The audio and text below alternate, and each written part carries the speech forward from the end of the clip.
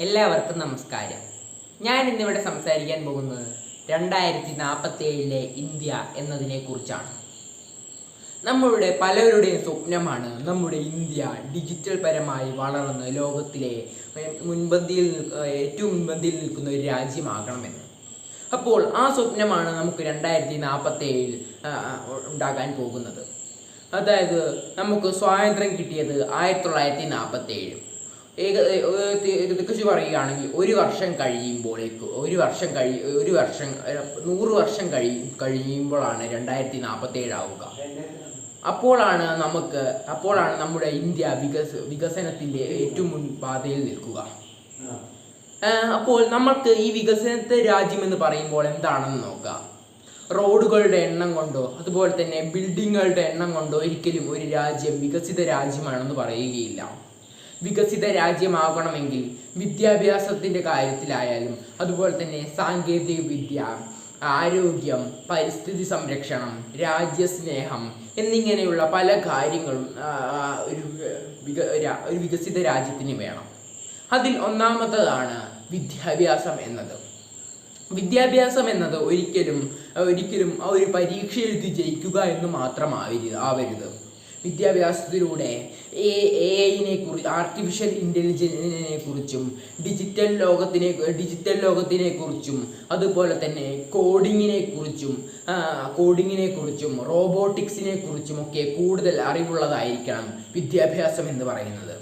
കാരണം ഇനി വരാനിരിക്കുന്ന ലോകം എന്ന് പറയുന്നത് ഡിജിറ്റൽ യുഗമാണ്. പിന്നീടുള്ള വേറൊരു കാര്യം എന്ന് പറയുമ്പോൾ ഡിജിറ്റൽ തട്ടിപ്പുകളെ കുറിച്ചും അറിഞ്ഞിരിക്കേണ്ടത് അത്യാവശ്യം തന്നെയാണ്.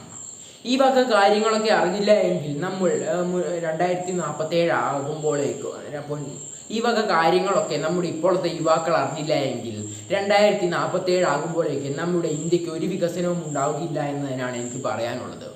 അപ്പോൾ ഇനി വരാനിരിക്കുന്ന വിദ്യാഭ്യാസ രംഗത്ത് ഈ ആർട്ടിഫിഷ്യൽ ഇൻ്റലിജൻസിനെ കുറിച്ചും കോഡിങ്ങിനെ കുറിച്ചും അതുപോലെ തന്നെ റോബോട്ടിക്സിനെ കുറിച്ചും അതുപോലെ തന്നെ ഡിജിറ്റൽ കുറ്റകൃത്യങ്ങളെ കുറിച്ചുമൊക്കെ കൂടുതൽ പഠിപ്പിച്ചു കൊടുക്കണമെന്നാണ് എനിക്ക് പറയാനുള്ളത്. പിന്നീടുള്ളതാണ് സാങ്കേതിക വിദ്യ എന്നത്. AI, 5G, ഡ്രോണുകൾ അതുപോലെ തന്നെ മിസൈൽ സാങ്കേതിക വിദ്യ ഇപ്പോൾ നമ്മുടെ ഇന്ത്യയിലെ എല്ലാവർക്കും ഇത് അറിയുന്നത് തന്നെയാണ്. അപ്പോൾ ഇനി വരാനിരിക്കുന്ന കാലഘട്ടങ്ങളിലും ഇത് വളർന്നു വരേണ്ടത് അത്യാവശ്യം തന്നെയാണ്. ഇപ്പോൾ നമുക്കറിയാം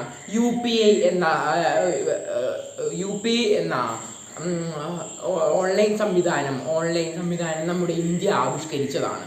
അതുപോലെ തന്നെ ഇനിയും അതുപോലത്തെ പണമിടപാട് ആപ്പുകളും അതുപോലെ പല ഉപകരണങ്ങളും നമ്മുടെ ഇന്ത്യയിൽ വികസിപ്പിച്ചെടുത്ത് മറ്റു രാജ്യങ്ങൾക്കും സഹായകരമായി മാറണമെന്നാണ് എനിക്ക് പറയാനുള്ളത്. അങ്ങനെ വരികയാണെങ്കിൽ നമ്മുടെ ഇന്ത്യക്ക് വളരെയധികം വലിയൊരു വികസനം തന്നെയായിരിക്കും ഉണ്ടായിരിക്കുക.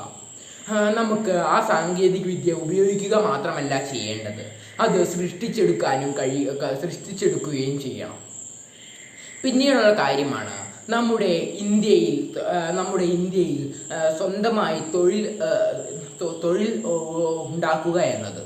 ഒരിക്കലും മറ്റൊരാളുടെ കീഴിൽ ജോലി ചെയ്യാതെ സ്വന്തമായി തൊഴിലുണ്ടാക്കുക എന്നതാണ്.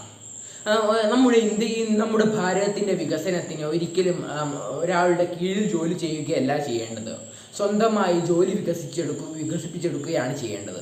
എങ്കിൽ മാത്രമേ നമ്മുടെ ഭാരതത്തിന് വികസനം ഉണ്ടാവുകയുള്ളൂ. നമ്മുടെ ഇന്ത്യയിലെ ഓരോ യുവാക്കളും അങ്ങനെ ഓരോ ജോലി വികസിപ്പിച്ചെടുക്കുകയാണെങ്കിൽ നമ്മുടെ ഇന്ത്യക്ക് വലിയൊരു മുന്നേറ്റം തന്നെയായിരിക്കും അതിലൂടെ ഉണ്ടായിരിക്കുക.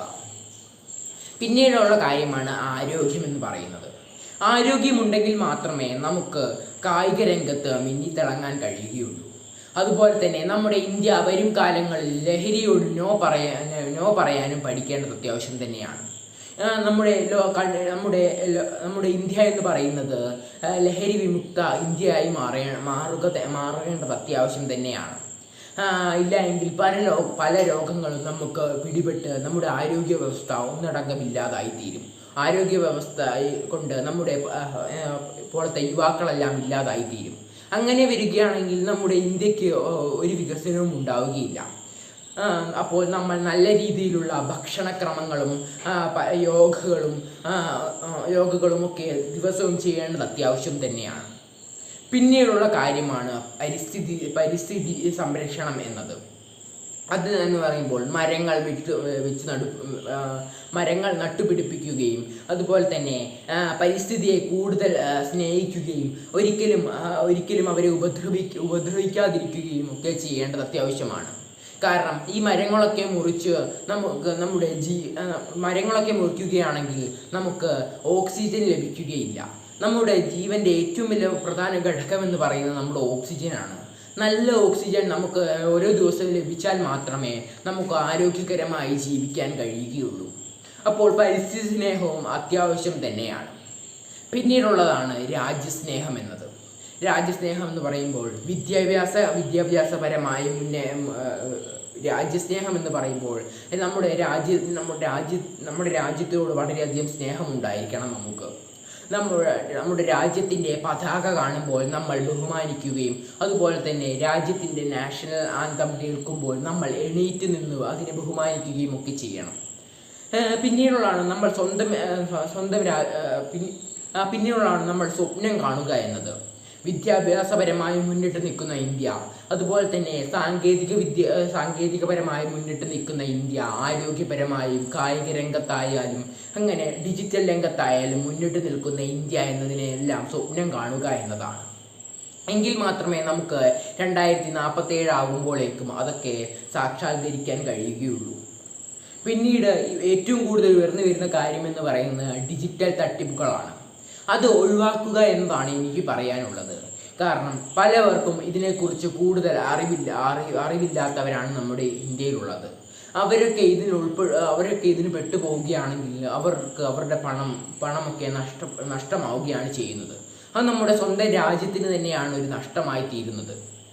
അപ്പോൾ ഈ കാര്യങ്ങളൊക്കെ നമ്മൾ ശ്രദ്ധിക്കുകയാണെങ്കിൽ 2047 ആകുമ്പോഴേക്കും നമ്മുടെ ഇന്ത്യ എന്ന് പറയുന്നത് ലോകത്തിലെ തന്നെ ഏറ്റവും മികച്ച ഒരു വികസിത രാജ്യമായി തീരും. ഈ കാര്യങ്ങളൊക്കെ നമ്മൾ കൃത്യമായി തന്നെ മുമ്പോട്ട് കൊണ്ടുപോകാൻ നമുക്ക് സാധിക്കണം. ഇനി വരാനിരിക്കുന്ന കാലങ്ങളിൽ ഒരിക്കലും ഡിജിറ്റൽ തട്ടിപ്പുകൾ ഇല്ലാതെയുള്ള ഇന്ത്യയായിരിക്കണം നമുക്കുണ്ടാവേണ്ടത്. അപ്പോൾ ഇത്രയും പറഞ്ഞുകൊണ്ട് ഞാൻ എൻ്റെ പ്രസംഗം നിർത്തുന്നു. നന്ദി.